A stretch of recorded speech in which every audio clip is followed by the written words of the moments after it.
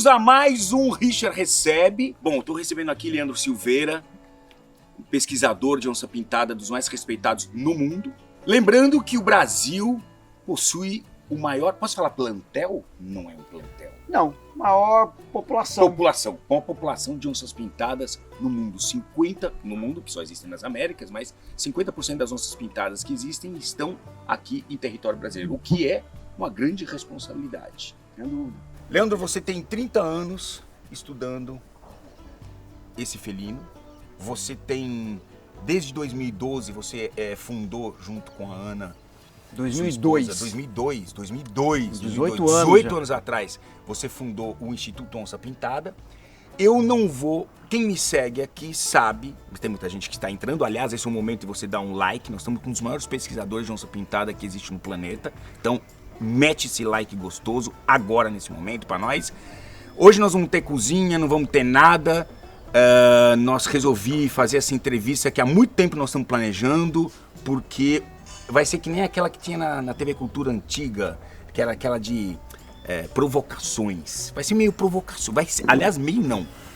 Nós decidimos, né? Eu tô instigando esse cara há muito tempo, porque ele é uma voz importante na pesquisa, mas ele é uma pessoa que está aqui para conservar a onça pintada. Esse é o papel do Instituto, é o papel do Leandro Silveira. E nós vamos escutar muitas coisas que muitas vezes a gente vai se surpreender, a gente pode até não concordar, mas vai ter que escutar, porque o cara sabe o que está falando. Muito bem, primeira coisa assim, vamos começar com a questão da conservação. Conservação de um felino que está realmente ameaçado. Como é que está o status da onça pintada no Brasil? Ela é considerada ameaçada, né? Está na categoria de vulnerável, e dependendo da região do Brasil, está mais ou menos ameaçada. Onde está mais ameaçado? Hoje na Caatinga e na Mata Atlântica. São os dois biomas onde, se a gente não fizer nada, no curto médio prazo, ela vai ser extinta de grande porção desses dois biomas. O que significa curto médio? Me põe em anos, para ter uma ideia.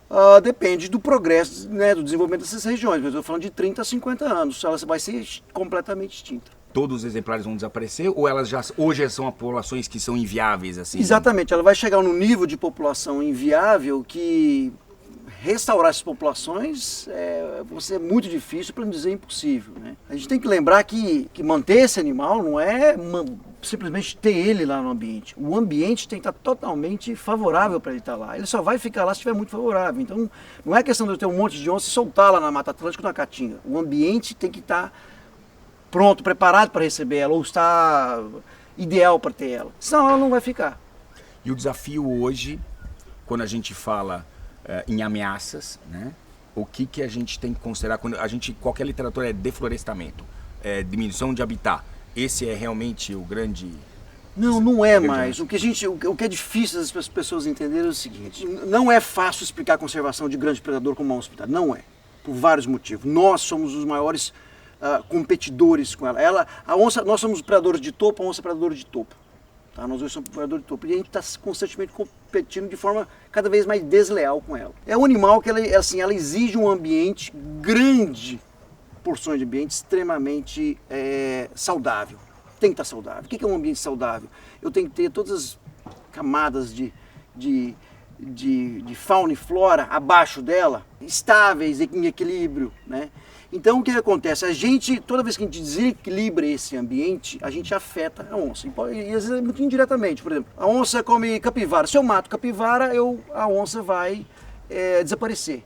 Aí você fala, mas eu não cacei a onça. Mas você acabou com a comida dela. Então assim, a gente sempre está interferindo no meio de forma indireta que afeta ela lá na ponta. É uma espécie que é extremamente sensível a esses impactos. Então, assim, não é, eu estou falando isso porque às vezes hoje a gente não tem caça da onça, por exemplo, para vender pele.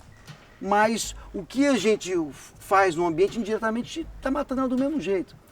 E as pessoas não percebem isso, né? As pessoas acham que é a caça direta ou tentar bater no animal. Não é, o nosso impacto indireto nela afeta. Isso torna mantê-la muito difícil, né?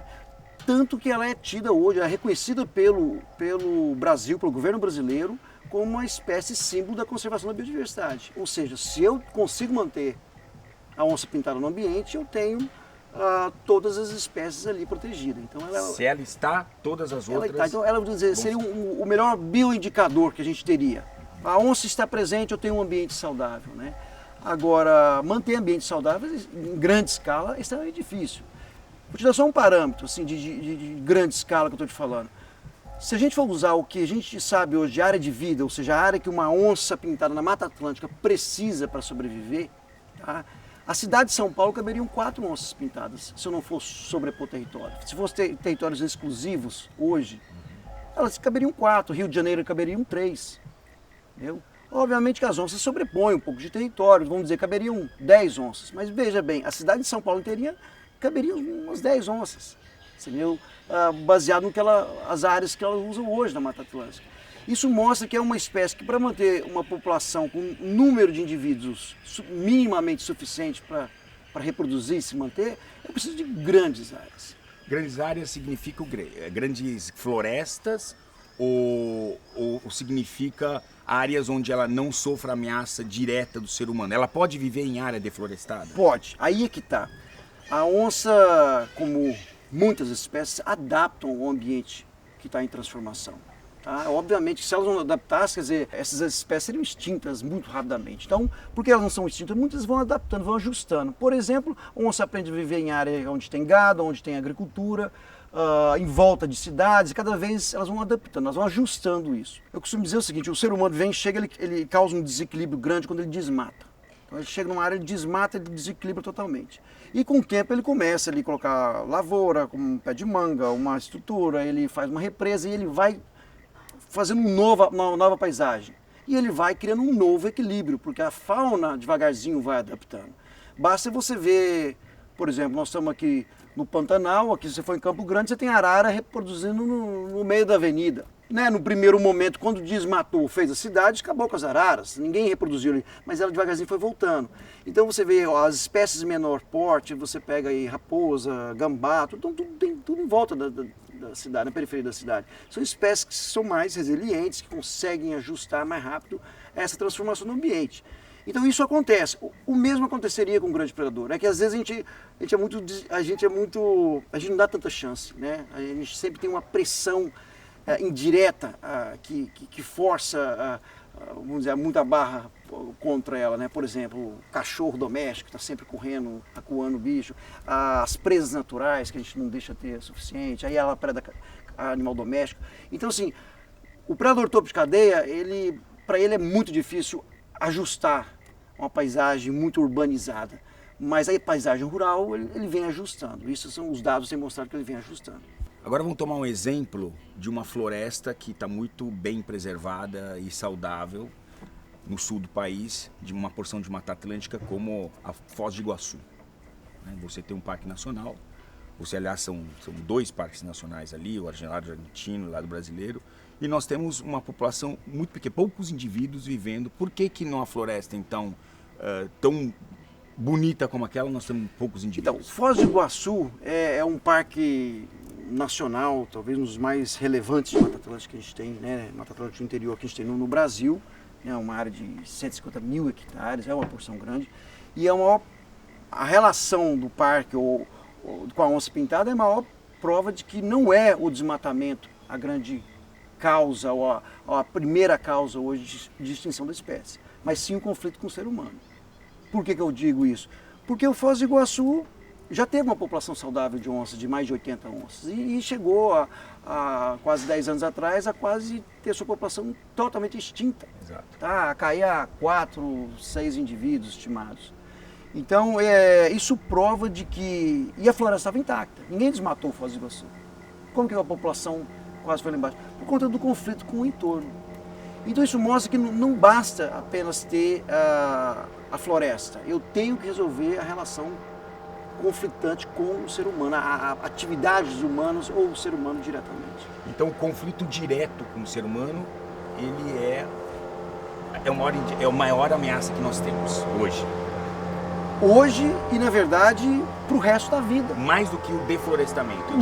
A primeira coisa que a gente vê na literatura, isso cria uma impressão, que é essa impressão que eu quero entender se eu estou certo ou errado, pensando dessa maneira. Especialmente quem não vive na área rural.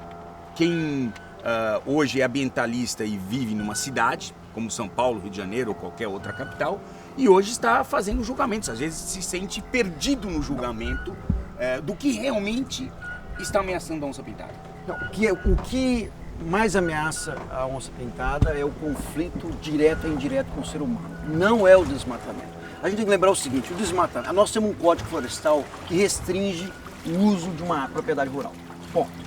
Então vamos pegar as fazendas que desmataram, dependendo de onde você está, você desmatou 80%, 50% e até 20%, dependendo de onde você está no Brasil, que você tem restrição de uso da terra. Mas vamos pegar o Cerrado ou as nossas áreas aqui no Pantanal. Você desmatou lá 80% da sua área, 20% ficou de mata, certo? Esse trecho, esse pedaço que você desmatou de 80%, óbvio, aquilo ali desapareceu, a onça sumiu dali e vai sumir, mas porque é uma área de produção e esse é o impacto que nós seres humanos vamos ter nessa terra. Então isso aí eu não tenho como voltar atrás disso. Nós não vamos voltar 500 anos atrás, 1000 anos atrás, como era. Isso não vai existir. Por quê? Porque a gente demanda comida, a gente demanda produtos agropecuários, bens que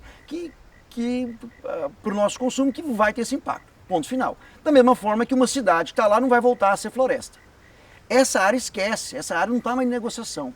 O que está em negociação, que é da nossa responsabilidade, é em cima do que sobra das áreas que sobram, que legalmente tem que estar lá. Nós temos que viabilizar para as onças viverem lá. É isso que está em jogo. Então mostrar um desmatamento, eu falo de um desmatamento que é legal, esse não tem que estar em discussão. Porque esse já é legal, esse já vai virar arroz, feijão, tomate orgânico, algodão para o nosso consumo. Esse já é o custo da nossa existência aqui, é a nossa pegada ecológica no planeta e ponto final. Isso não está em negociação. A nossa negociação tem que estar no que sobra legalmente de reserva, o que sobra nos parques nacionais. A onça está sobrevivendo bem, nós estamos sendo responsáveis, nós estamos sendo prudentes, tendo a consciência de mantê-la lá conforme tem que ter? Sim ou não? É isso que nós está em jogo. Então o desmatamento não é sinônimo de ilegalidade? Não, jamais. Porque a gente sabe se que tornou. Não. A palavra desmatamento hoje isso é um erro. se tornou já uma palavra, ela já é ruim. Ela é ruim. Pois né, mas a gente, o cidadão não pode ser tão ingênuo assim em relação até a sua existência. Ele tem que olhar para ele mesmo e falar, pô, da onde vem, como é que eu produzo essa camisa, da onde vem essa matéria-prima do meu celular. Você come carne? Eu como carne, claro. Você acha que a diminuição do consumo da carne pode levar à conservação da onça pintada? Eu acho que não tem nenhuma relação. A questão não é o que a gente come, é como a gente produz aquilo. Pega o exemplo do Pantanal, onde está. Eu tenho um rebanho, um dos maiores rebanhos de bovino está aqui. E eu tenho a maior população, a maior concentração de onça está aqui. Isso está impactando a onça? Não. Aqui o Pantanal, como exemplo, é o único bioma onde está, é um bom exemplo até para discutir essa boa relação, porque é o único bioma onde o homem está aqui há mais de 200 anos convivendo com a onça diretamente. Todos os outros biomas onde a gente viveu com essa proximidade, a gente extinguiu a onça pintada. Qualquer situação onde alguém matou uma onça pintada, a gente tem que tentar transportar para aquela situação que aquela pessoa estava. A gente tem que lembrar primeiro o seguinte, nós evoluímos como ser humano eliminando tudo aquilo que nos ameaçava. Nós ficamos bem-sucedidos por conta disso. Por ter chegado num momento em que a gente conseguiu eliminar os nossos predadores direto, né? Obviamente, um ou outro era comido, morria, mas a espécie, nós como espécies, nós conseguimos dominar as outras. E como a gente fez isso? Eliminando, matando. Então, imagina os nossos ancestrais lá, havia um leão, um tigre, uma onça pintada, o que eu faço? Junta todo mundo e mata. Por quê? Porque aquela espécie pode matar meu filho, enfim. Então a gente tem que lembrar o seguinte, primeiro, instintivamente, está no nosso DNA, a gente nem controla. Quer um exemplo? Uma abelha vier em você picar, o que você faz? Você bate nela, tira uma cobra, vem, você grita, cadê a criança? Primeiro que você puxa, tira as crianças. Alguém grita, mata a cobra. Tudo bem, vamos pôr no ambiente urbano, tem um cachorro bravo ali, tá latindo ali, ele tem risco de atacar, é um pitbull, com medo. O que você faz? Recolhe as crianças, tira, você busca salvar o seu DNA ali, sua genética, você corre ele e tenta eliminar aquilo. Obviamente, dentro do ambiente urbano você vai se esconder, chamar ajuda, entrar atrás de uma casa. No mato você não vai fazer isso. Então, instintivamente, a gente tem que reconhecer isso, que a gente elimina, a gente quer eliminar, ninguém quer uma onça andando no fundo do seu quintal. Isso essa, vamos dizer assim, eu diria que é uma fantasia do homem moderno, urbano. Moderno, urbano. Porque a gente nunca conviveu com um predador andando lado a lado como as pessoas imaginam, fantasiam. Olha que lindo, poderíamos viver. A gente nunca fez isso na história da humanidade. Nunca teve isso. Não existia isso. Aí só que o que acontece? Nós fomos saindo do campo, né? Hoje, por exemplo, a população brasileira hoje, 85% é urbana. E para alguns isso pode parecer, legal, deixa a natureza lá, que bom, deixa lá, vamos ficar aqui. Ok em algumas partes, mas é muito ruim quando a gente tem que buscar soluções para a conservação. Você, morando no seu condomínio, seja em qual cidade for a capital, quer que as pessoas não toquem em nada, que não pesquem, que não caçam, que extremizem a sua dieta para vegetariana e tal, e não matem nada. Ok, agora a pergunta que eu faço é a seguinte, honestamente, se você fosse lá viver a vida daquela pessoa, conforme os antepassados dela viveu, ou os parentes dela, o avô dela viveu lá, fosse viver aquela vida, você acha que seria possível fazer tudo que você está projetando para ela, lá da sua cidade, do seu condomínio de luxo? Você acha que é possível isso? Obviamente que se você fosse lá, você ia ver que assim, não é possível isso. O ambiente, ele é hostil. Se eu for extremamente sensível aqui, é o primeiro ataque de marimbondo eu morro. Entendeu? Mas a onça pintada, ela ataca o ser humano? Aí é que tá. Ela ataca em condições raras, tá? Mas ataca. A verdade é essa, ela ataca. E a gente não pode ser até irresponsável dizer, de falar com as pessoas que ela não ataca, é só você não mexer com ela. Não, é normal sim. Ela como predador, ela respeita a gente como predador. Aí temos uma vantagem, ela não vê a gente como presa. Ótima vantagem. Ou seja, se você estiver andando no mato, a onça não tem risco, ela fala assim, nossa, uma comida passando ali. Mas, se essa onça estiver sentindo um pinguinho de ameaça, ou porque está com um filhote, ou porque ela está com uma presa, está comendo ali e você não viu, ela tem risco de sair de lá, vir correndo em você, te atacar e te matar muito rapidamente. Mais rápido que você vai dar conta de sair dela. Tanto que a gente tem relatos, mais de 80 ataques no Brasil, tá, nos últimos 40 anos. Mas isso é pouco, isso não justifica. É por isso que as pessoas estão matando a onça pintada, porque tem medo de serem mortas? Não. As pessoas não estão matando, não existe essa matança de onça pintada como as pessoas acham por conta de ser medo de ser atacado. Tá? Então por que a gente está matando a onça pintada? A gente mata a onça pintada desde atropelada até por conta de conflito com gado, com a pecuária, ou com cachorro na Amazônia. Então, assim, a forma direta de matança, vamos dizer, abate de onça, está basicamente nisso, a grosso modo, tá? Essa forma direta. Então, ou é pela pecuária, nessa grande área de produção que é o centro-oeste brasileiro, e no extremo norte é pelo conflito numa escala mais refinada, assim, de onça chega na vila e ataca um cachorro, as pessoas fazem uma retaliação e matam a onça, né? Agora, e tem o indireto, né? O conflito indireto é, por exemplo, como a gente faz na Mata Atlântica. A Mata Atlântica eu tenho grandes porções de Mata Atlântica ainda, mas são quase florestas vazias. Por quê? Porque eu tenho pessoas assaltando o palmito, né? Vão lá e entram ilegalmente, extraem o palmito e já aproveitam e caçam. Então eu não tenho comida. Eu tenho a floresta, mas eu não tenho comida suficiente para sustentar uma população saudável de Mata Atlântica. Então, a população saudável de onça pintada. Então, essa é uma forma de, vamos dizer, matar a espécie sem ninguém ver, indiretamente. Então você fala, estão caçando onça na Mata Atlântica? Não, mas estão matando ela de fome. Então ela não existe porque não tem comida. Bom, Mata Atlântica, não é que a gente desistiu, mas como eu entendo que as populações de Mata Atlântica são inviáveis a curto médio, como você já citou, Caatinga também.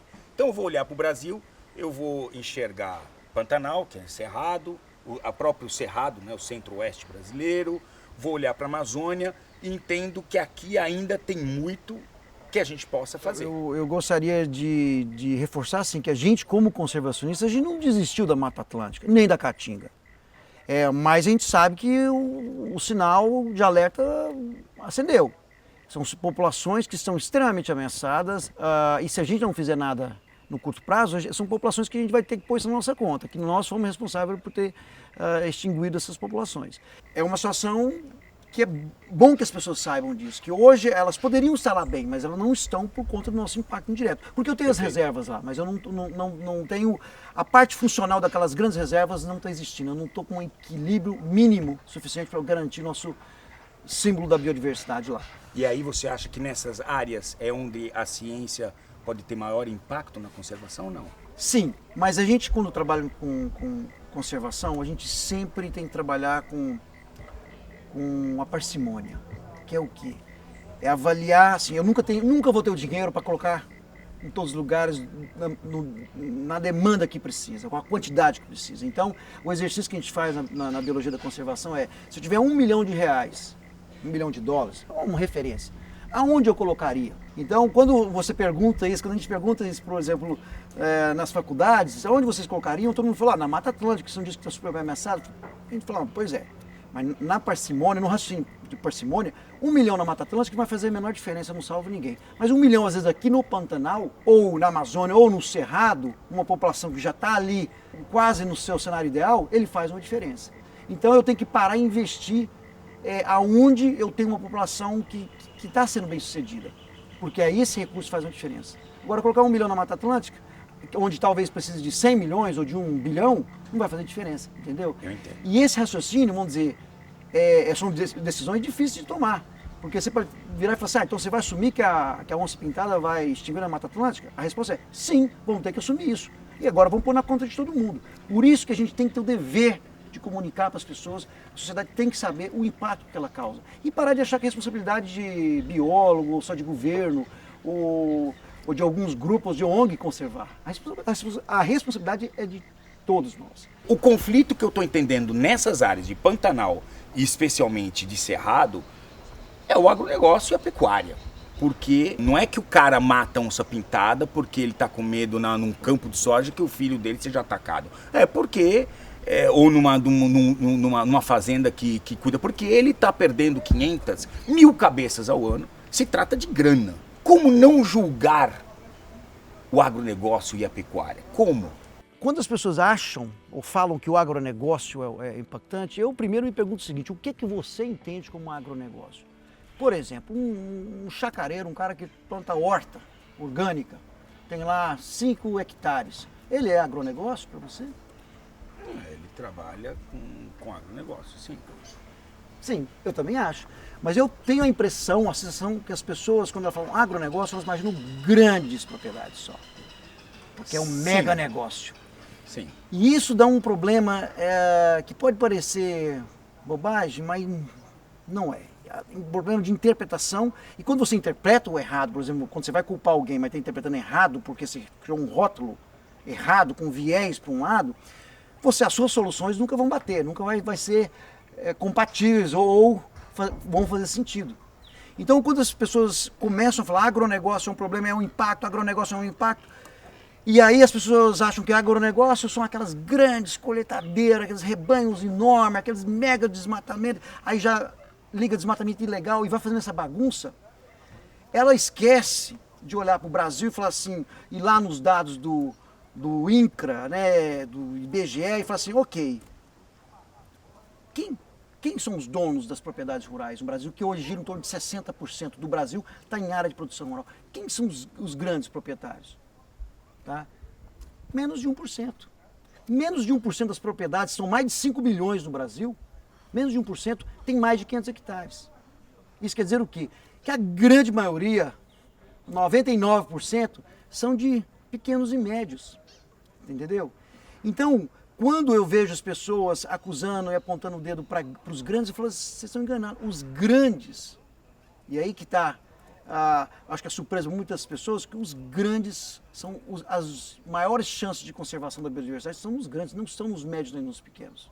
A impressão que fica, a gente aponta o dedo sempre para os grandes rebanhos, os grandes campos de soja, o grande agro. O grande agro é o que tem chance de fazer conservação no mesmo superlativo da produção, grandes produções, ele é um que tem chance de fazer grande conservação. Faça um exercício, se eu tenho 10 mil hectares, plantando cana, soja, gado, um único dono, tá? Primeiro que é muito mais fácil eu fiscalizar um único dono que tem 10 mil hectares. Agora imagina eu pego nesses 10 mil hectares e transporto isso na cabeça dividindo isso em 100 propriedades. Olha o contingente que eu vou ter ali. Imagina as famílias que eu vou ter, a quantidade de gente que eu vou ter ali com cachorro, gato, morando na terra, indo na sua reserva legal toda fragmentada naqueles 10 mil hectares.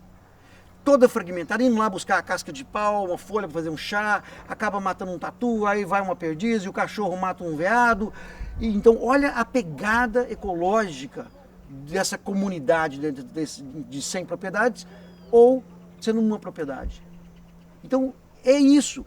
E a gente não pode, nessa hora, confundir programas de conservação ou estratégia de conservação com programas sociais. Eu entendo que muita gente fala, mas seria bom o povo na Terra. Bem, nós na Terra causamos impacto e temos uma pegada ecológica. Isso quer dizer que quando você, numa mesma área, você defende que você consegue, a conservação da onça pintada é mais eficiente quando ela está na mão de um único proprietário do que se eu fragmentar e tiver...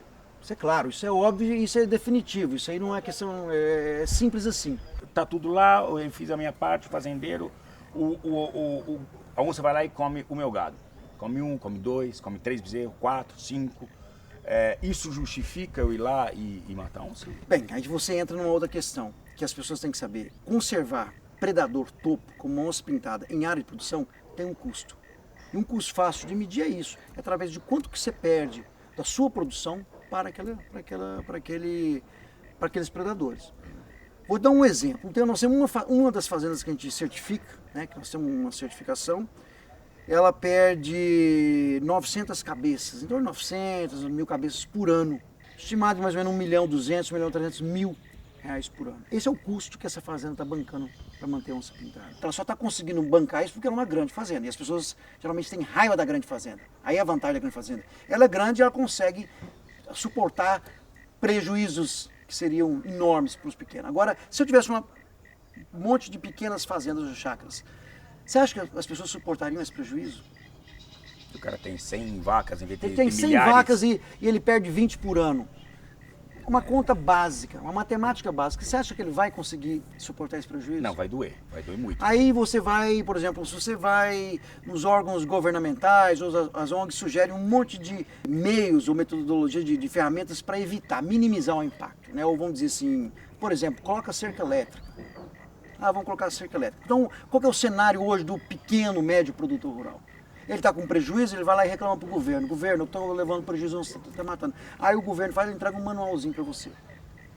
Sai, você achando que o manualzinho é para saber como que você vai receber um ressarcimento? Não. O manualzinho é com uma lista de coisas para você fazer. Ou seja, você já teve um prejuízo, você tem que gastar mais para tentar não ter mais prejuízo. Mas digamos que você vai lá e gasta aquilo. A pergunta é, já que nenhum método é 100% eficiente, ela continua matando. O que esse produtor rural pequeno deve fazer? Na sua cabeça como cidadão, tenta projetar como cidadão, o que ele deveria fazer? E legalmente seria matar. Abater. Isso é ilegal. Eu quero ser compensado. Exato. Esse é o mínimo que a gente tem que acordar para começar a realmente buscar uma solução. Não existe forma de conservar um predador de grande porte em área de produção sem algum mecanismo de compensação. Não tem a menor chance. Isso não vai acontecer. Isso não ocorre no Brasil. Não ocorre, está um pouco longe, em parte porque as pessoas, na minha percepção, é que elas rotulam que o problema está no agronegócio, e agronegócio é só grande. Ela esquece que não, o problema está justamente, está no agronegócio, mas para o pequeno.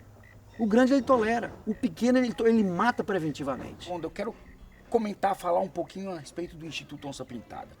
Quando eu te conheci em 2005, correndo atrás de onça pintada, né, você trabalhava numa dessas áreas que a gente fala do agronegócio, que a gente tanto falou, né?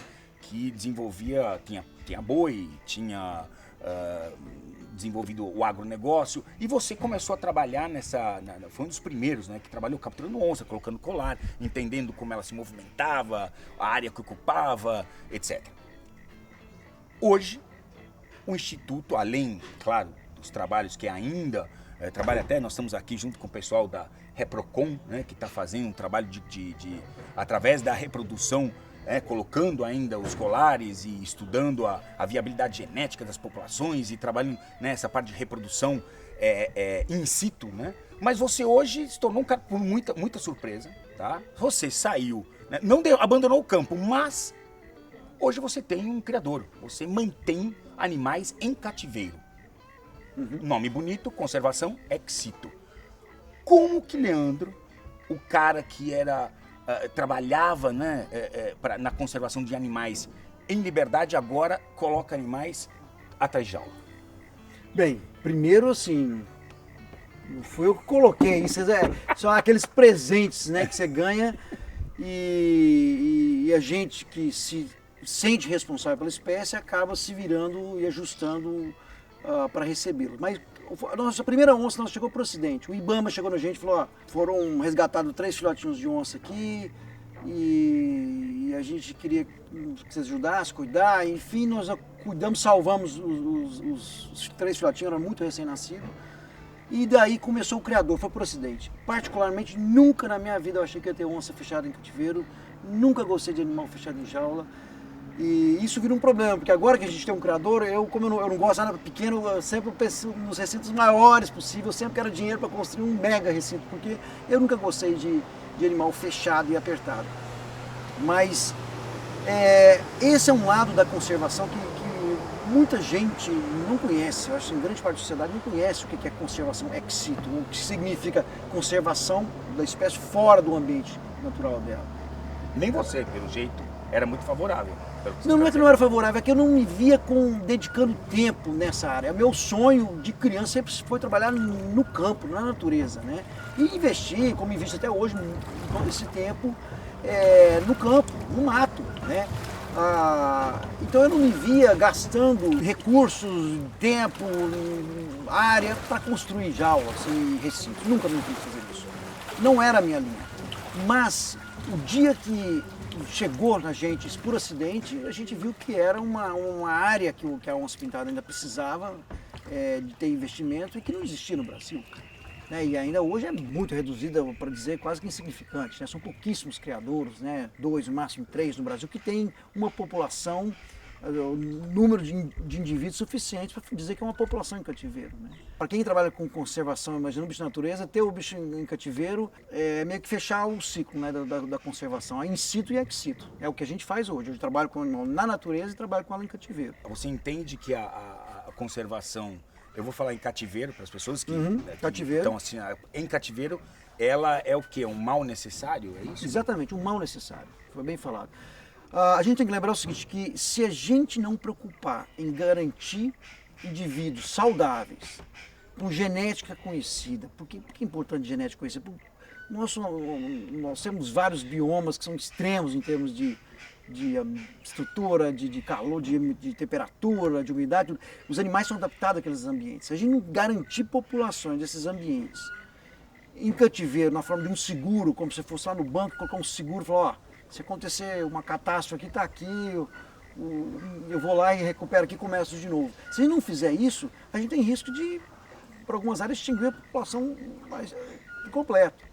A gente tem casos emblemáticos no Brasil. Ararinha azul é um recente que teve aí tão divulgado. Se eu não tivesse ararinhas azuis em cativeiro, a gente não tinha. Já acabou, poderiam riscar ela. O Brasil não tinha. O Brasil não tinha. E é endêmico brasileiro. É endêmico do Brasil e estava lá fora, né? Olha que absurdo que funciona no Brasil. O Brasil teve que negociar com o traficante, para falar o português claro. Tá vendo? Então assim, a gente mostra tanto que a gente é ausente, vamos dizer, negligente nessa parte da conservação no Brasil, né? A gente não investe nisso.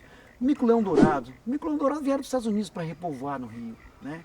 Se a gente não preocupar em garantir indivíduos em cativeiro saudáveis e mantendo-se, reproduzindo, e isso é uma coisa dinâmica para o resto da vida, né? Que você vai ficar mantendo eles lá e o dia que você fala, olha, tal área precisa estar em condições de receber esses animais de volta, você tem os animais para colocar de volta. Tudo bem, até aí você me deu argumentos. Agora, você é um cara um pouco fora da curva, você viralizou na internet. Você é um cara, como pesquisador, tá quase como um popstar. Nossa, não chega você tem mais de 1 milhão de seguidores no Facebook. Tem vídeos seus que viralizaram, eu tava aqui andando e o menino que arruma as coisas aqui, tira o lixo, não sei o quê, falou pra mim, aquele é o cara das onças? Pô, eu vi um vídeo onde um cachorro e o cara se encontraram, o cachorro, o cara e a onça que não se viam há muito tempo, tem até histórias sobre isso. Já viraram histórias, né? E conta um pouco essa história de você tirar a onça pintada, que isso é diferente. Você, como pesquisador, tira a onça pintada de dentro do recinto e sai para passear e nadar com ela. Então, isso logicamente não foi planejado, eu não tinha isso no script. Eu nunca falei assim, quando eu for ter onça, eu vou fazer isso. Isso começou por uma série de oportunidades que a nossa área permite, né? Então, primeiro, a gente mora numa área rural. Estou fora da cidade, então eu estou num ambiente, eu tenho espaço, eu tenho os recintos espaçosos, que tem represa dentro, que tem áreas grandes dentro. E eu e a Ana, né, que eu nunca fiz nada sozinho, né, eu e a Ana moramos lá. Então, ou seja, nós dedicamos, é dedicação total. Agora, tirar os animais, andar com os animais, exercitar, primeiro que é o que a gente chama no ambiente de cativeiro, que é um enriquecimento ambiental para o animal. Tá? É uma forma de deixar o animal ativo no seu melhor, usando seus sentidos, faro, visão, audição, tudo funcionando. Né? Você tira ele do ambiente, ele fica... Então você deixa ele revigorado. Né? Então vamos dizer, isso manter ele saudável, manter ele bem. Né? Na nossa ótica é o melhor que eu posso fazer com ele. Agora eu entendo que isso é um luxo para o ambiente de cativeiro, porque o zoológico não tem condições de fazer isso, por questões de espaço, de segurança, pessoal, dedicação. Então é uma oportunidade ímpar que a gente tem e que a gente faz ela com o maior gosto do mundo. Né? Mas eu vejo que tem, assim, pessoas que admiram e tem pessoas que apontam o dedo e chamam você de irresponsável. Então, a minha pergunta seria assim, irresponsável por quê? Em qual aspecto? Inclusive porque você coloca o seu filho numa condição sensível, numa condição arriscada, você arrisca a vida do seu filho, por exemplo, não só a sua, mas do seu filho, colocando uma onça pintada, que é um animal que, como a gente já na última entrevista falou, sim, ele é capaz de matar e rapidamente um ser humano, né? É uma fera, né? Um animal selvagem. Sim, mas a sua afirmação não é verdadeira. Eu jamais coloquei ele em risco. Eu jamais coloquei ele junto com uma onça adulta, jamais coloquei ele num ambiente nem próximo, quer dizer, jamais. Tanto que ele nunca teve nenhum acidente. Entendeu? Então, assim, isso não é verdade. Agora, essa é a parte que as pessoas fantasiam. Eu poderia dizer a mesma coisa com você. Poxa, você fica pegando uma cobra venenosa, poxa, você colocando sua vida em risco desnecessário. Você fala, não, eu tenho um controle, eu sei fazer, eu sei manejar. É isso que as pessoas têm que lembrar da gente. Nós somos pesquisadores da área. Então, assim, o que você poderia me perguntar assim, poxa, você não tem medo de conviver com os bichos desse jeito? E a resposta seria sim. Mas não é, na verdade, é um respeito que você aprende e vai melhorando e todo dia você... Mas não seria a primeira pergunta que eu faria, essa seria a segunda. A primeira é, por que você tira o bicho dentro da jaula? Para dar chance dele enriquecer e manter ele revigorado. Esse é o motivo principal. Com certeza. Os animais, quando eles estão em cativeiro, estão criados no cativeiro, eles criam um laço com a gente. Não vou dizer que é igual um cachorro, mas é muito próximo. Eles sentem saudade. A gente está fora, se eu chego lá, as onças choram. Elas te reconhecem pela voz, pelo cheiro. E você já esteve lá, você já vê, os animais vão comigo, mas se você perto, ele te respeita ali, mas ele vem comigo. Ou seja, ele reconhece eu e a Ana, o Thiago, como alguém da família. Ele foi criado, ele criou um link ali. Tá? Sim. Então, eu já tive a oportunidade de estar com vocês, apesar de não ser da família, mas ser tratado por elas como alguém da família. Sim. Então, assim, a gente tem que lembrar disso. Os animais, então, criam esse laço. Agora, o que a gente faz, e de forma bem responsável, e aprendendo sempre, mas bem responsável, é aprender a interpretar essa relação. Que aí sim é a questão do respeito. A saber que ele não é um pet, não é um cachorro, não está sob seu controle. É uma negociação de respeito que está acontecendo ali. Jamais a gente abaixa a guarda nessa relação de respeito, como você não faz com as cobras peçonhentas. Você lida com respeito pelo bicho, sabe que ele tem peçonha que pode te picar. Sim, mas eu quando estou com uma serpente, a minha intenção é que as pessoas possam olhar para uma serpente e encarar ela não como um monstro, mas como um ser vivo incrível, maravilhoso. As serpentes têm é muito mais difícil, né, causar simpatia pelas serpentes do que pela onça pintada, porque defensores para onça pintada, mesmo que sejam de apartamento, não faltam, né? Todos querem levantar a bandeira da onça pintada, né?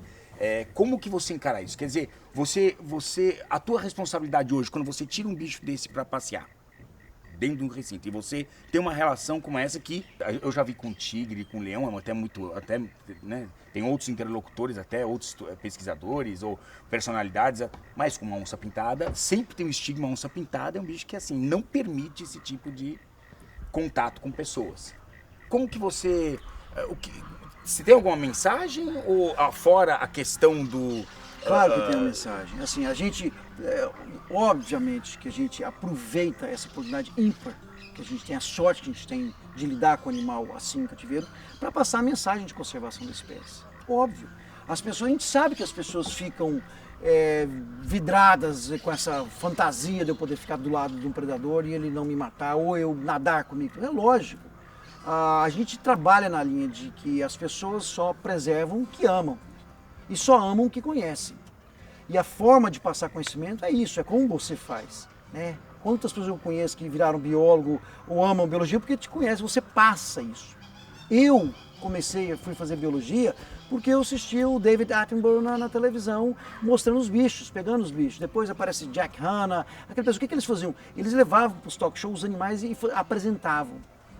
Então, a partir do momento que ele apresentava, levava o conhecimento, você começava a gostar. Você fala, eu tenho que conservar o panda, o koala, a onça pintada, porque as pessoas veem. Então, na verdade, a gente sabe que para fazer conservação, eu, na verdade, sou um vendedor de emoção, primeiro momento. Né? Eu tenho que trazer a emoção, a pessoa entender, observar, querer ver, chamar a tia, chamar o vizinho, falar, olha, e aí eu consegui passar uma mensagem. Então, o nosso desafio constante é isso, como conservacionista, é aproveitar esses embaixadores que a gente tem lá no Instituto para passar essa mensagem. Esse é um desafio constante, né? Que a gente tem, que o Thiago vai ter para a geração dele, é comunicar, fazer esse link. Pessoas estão aqui, a gente está faltando isso, a gente está precisando reconectar. Não só reconectar, de aproximar, de ver as pessoas. Quando eu vejo as pessoas falando, não queremos mais zoológico, nem nada. Lógico, ninguém quer zoológico de aulinha, mas existe zoológico fantástico. Eu acho que as pessoas urbanas têm que ir lá sentir um cheiro de um animal, tem que ir lá ver o animal de perto, olhar no olho do animal para que ela sinta a responsabilidade que ela tem para com aquele animal. Se a gente não trouxer esse link, achar que é só pela tela do celular, da televisão que vai fazer isso, eu não acho. Eu acho que as pessoas têm que sentir, têm que se reconectar. E aí esses animais, esses embaixadores ajudam a conectar a gente, né? Fazer essa conexão. Aí eu vou puxar, agora eu vou trazer a pergunta da ciência. Quais são os passos que a ciência tem que dar? Eu estou errado em pensar que agora a gente tem que passar para ações mais pragmáticas de educação? A educação ambiental faz parte desse processo que a ciência não negligencia um pouco a questão da educação ambiental? A gente tem mais de 500 artigos científicos publicados sobre a onça pintada. Praticamente a gente já explorou todas as áreas. Quantos vocês, enquanto IOP, publicaram? Hoje nós temos 82 artigos científicos publicados. Colaboramos com outros projetos. Vamos dizer assim, hoje o Instituto, por mais que ele invista em gerar ciência, ele está muito mais preocupado em gerar e provocar políticas públicas. A gente tem que investir, óbvio, em ciência, mas a prioridade no momento é em política pública. Eu tenho que pegar toda essa ciência gerada e falar assim, tá, isso é o que nós sabemos. E nós sabemos que em relação onde envolve o ser humano, tem uma relação conflituosa. Em área de produção, ela gera um custo. Em área de população humana, ela gera um outro custo, um conflito que gera um outro custo para o bicho. E a gente tem que arrumar uma forma efetiva de compensar isso. A gente está negligenciando isso, a ciência está negligenciando isso, está demorando demais. Eu costumo dizer, eu faço muita palestra, onde o título da minha palestra é Nós estamos salvando a onça até a morte. Porque a gente salva artigo para salvar, e só o máximo que a gente consegue fazer é ficar olhando os mapas de redução, ficar reduzindo, mas a gente não tem nenhuma proposta efetiva. Bom, vamos fazer a última pergunta, né? E depois as últimas considerações, antes que a luz desabe, porque está caindo rapidamente. Eu perguntei da reintrodução, né? Ou de voltar para a natureza. O turismo O turismo não pode ser uma ferramenta simpática de conservação, porque a partir do momento que a gente consegue, ao invés de... você falou que a gente precisa compensar. E se a compensação não pode vir através do turismo? Pode, com certeza. Turismo pode ser e é uma excelente ferramenta de conservação. O único problema do turismo para a onça pintada no Brasil é que está muito restrito a algumas áreas. Por exemplo, ao Pantanal. Então, se você pegar assim, o Pantanal é o melhor lugar que a gente tem para turismo de observação de onça em toda a sua área de distribuição, é o Pantanal. A judiação é que o Pantanal representa 0,7% da distribuição total da onça e 1,4% da distribuição da onça no Brasil. Ou seja, é muito pouco. E outra, e apenas em 40% do Pantanal tem onça pintada, né? Não é todo o Pantanal, não é 100% do Pantanal que tem onça pintada, mas está muito limitado. Então é somente 0,7% de toda essa distribuição. É possível eu transformar isso numa ferramenta. É possível, não quer dizer que é fácil de implementar. Você vê, nós já temos turismo de onça acontecendo no Pantanal, em algumas áreas do Pantanal, mas até agora os fazendeiros não viram nenhum centavo disso, que são os donos das terras. Ou seja, eu tenho uma indústria sendo gerada ali, de turismo gerando um recurso, mas ainda não foi rateado com quem é dono da terra que sai ali da margem. Daquelas de observação do rio. O cara vai no rio, observa no barranco, a onça está frequentando a propriedade do sujeito, mas quem ganha é o trade só do turismo. Isso. O fazendeiro ali depois das margens está levando um prejuízo, mas quem está ganhando, por enquanto, ainda é só a indústria do turismo ali na margem, né? Mas tem algumas fazendas que, por exemplo, implementaram isso dentro da própria fazenda, né? Com colar, enfim, sabendo onde a onça está. E o único problema é que é tão particular, essas fazendas que têm condições de fazer isso, e principalmente a estrutura de paisagem que possibilita a ver, que acaba sendo muito limitado. Bom, eu vou fazer então um encerramento, acho que foi incrível poder, acho que uma das coisas que me atraiu, não a você, mas a teu projeto, ao Instituto, a vocês, a você, a Ana, enfim, foi a clareza e a verdade, né? Isso, e eu sempre quis poder fazer esse bate-bola com você, perguntando coisas que os outros não perguntariam ou que você nunca teve a oportunidade de responder. Então vamos encerrar isso com algumas, né? Foi muito tempo, foi mais de 1 hora, né, entre duas entrevistas. Primeira coisa, eu não resolvo a vida sendo um conservacionista de apartamento. Isso quer dizer o seguinte: gente, eu acho legal, vou levantar a bandeira da onça pintada, vou parar de comer carne, isso vai ajudar a resolver o problema. Não estou ajudando. Não está ajudando. Se eu passo a imaginar o seguinte: se a gente todo mundo parasse de comer carne e a gente resolvesse comer arroz, eu teria que desmatar em grandes áreas para produzir arroz, soja, milho.